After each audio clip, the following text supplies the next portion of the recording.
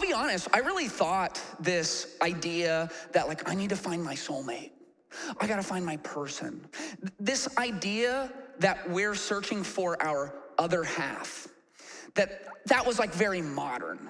I thought for most of human history, everything was kind of ordered and structured. And what I found as I was preparing for this series is that the idea that you have a longing and that longing will only be fulfilled by your other half, it's actually a very ancient idea. Most people have probably heard of Plato. He's a famous philosopher from about 2,400 years ago. Plato put together a symposium. He just brought together some of the great thinkers of his time. And one of those thinkers was named Aristophanes. And Aristophanes stood up at the symposium and he told this pagan mythical story to explain this deep longing for connection that's inside of all of us. And what Aristophanes said is that originally humans were whole. And to Aristophanes, a whole human is both male and female in one. And so he told the story that a whole human would have 2 heads and 4 arms and 4 legs. And just because it's important to the story, both sets of private parts, right? That's a whole human to Aristophanes. And he said whole humans were so powerful. As a matter of fact, they were so powerful that the gods, the pantheon of gods, became threatened by humans and thought that they might take a run for their power.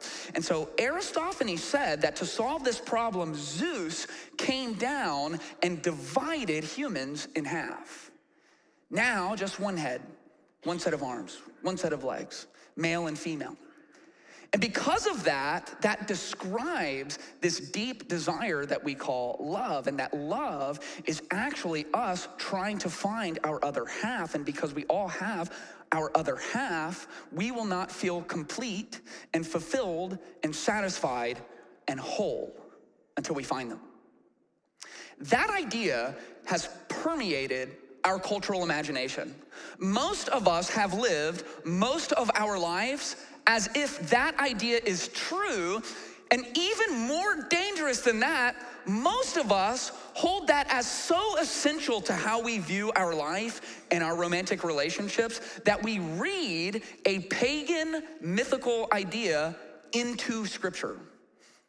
We see this in the shows that we watch, in the movies that we watch, in the songs that we listen to, in the books that we read. We have to find our other half. Maybe the ultimate example of this is the reality show, The Bachelor, It's like you have one guy and he's so handsome and he's usually rich and he's so successful, but he's incomplete because he has to find his other half.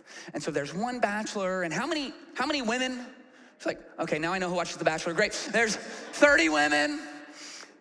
And then he's got to find, and the women, their goal is actually not to marry him. Their goal is to come in second place so they can become the Bachelorette and get more time on TV, right? That's how the game actually works. But it's informing us. You have an other half and your life can be great, but if you don't have that, then you're nothing.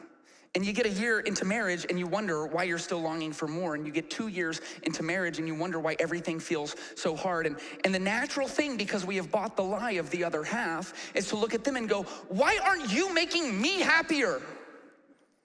Why aren't you making me feel more fulfilled? Why isn't this marriage thing bringing me the happiness I thought it would?